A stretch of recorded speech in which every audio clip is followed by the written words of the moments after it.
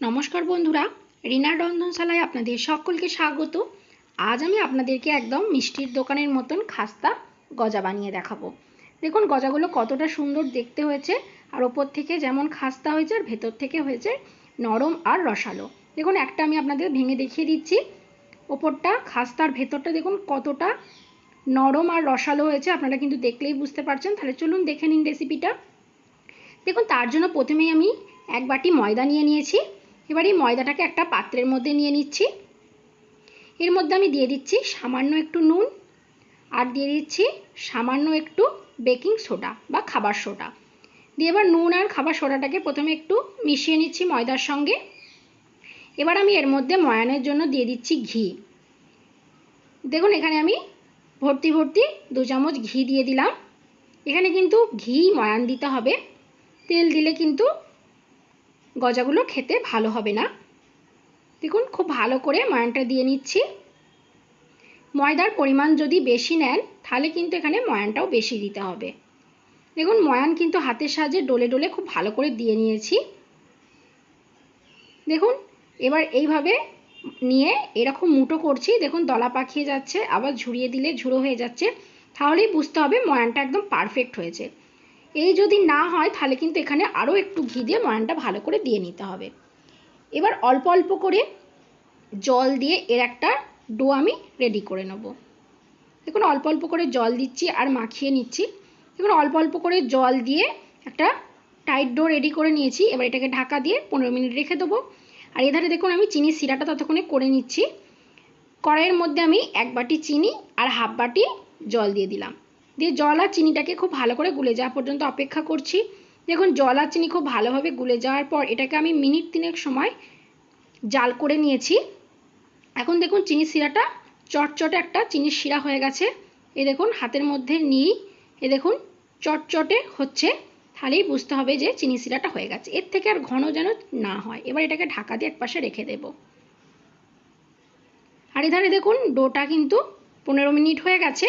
এবার এটাকে আমি হাতের সাহায্যে আরও একবার খুব ভালো করে মেখে নিচ্ছি। খুব ভালো করে মেখে নিয়েছি, দিয়ে একটা গোলা বানিয়ে নিয়েছি। দিয়ে এবার যে রুটি করা চাকি বেল্লা হয় তার মধ্যে নিয়ে এবার এটাকে আমি মোটা করে একটা রুটির মতন বেলে নিচ্ছি।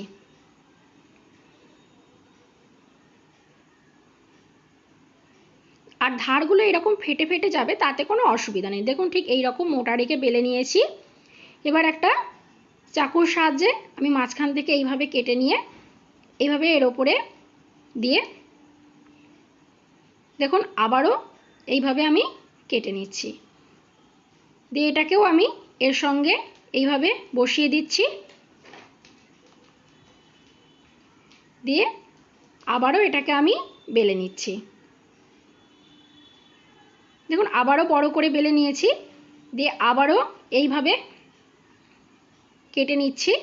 দেখুন আগের বার ঠিক যেমন করেছি কেটে নিয়ে একটার ওপর একটা চাপিয়ে নিয়েছি, এইভাবে কিন্তু আমি বেশ কয়েকবার করে নেব। মোটামুটি 7 থেকে 8 বার মতন আমি এই প্রসেসটাকে করতে থাকবো।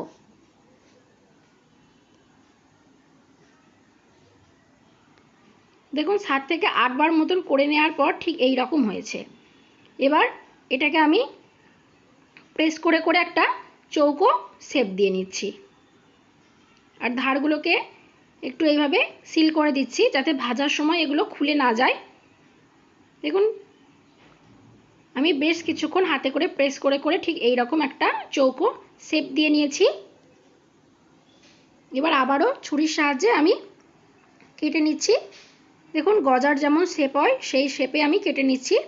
খুব একটা বড় বড় করে কাটবেন না, এই রকমভাবে কাটবেন, কারণ এগুলো ভাজার পর কিন্তু ফুলে অনেকটা বড় হয়ে যাবে।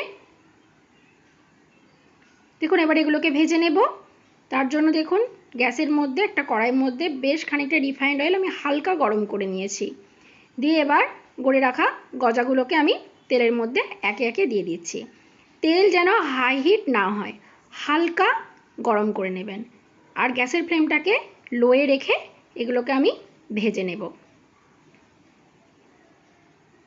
দেখুন কিছুক্ষণ আমি এটাকে হতে দিয়েছিলাম, মিনিট 2 মতন। এবার এগুলোকে আমি নাড়িয়ে চাড়িয়ে নিচ্ছি। আর গ্যাসের ফ্লেমটা কিন্তু অবশ্যই লোয়ে রাখতে হবে। এখন গ্যাসের ফ্লেমটা লোয়ে রেখে মিনিট 7 সময় নিয়ে আমি এগুলোকে ভেজে নিয়েছি। দেখুন এরকম লাল লাল করে ভেজে নিতে হবে। এবার এটাকে আমি তেল ঝরিয়ে উঠিয়ে নেব।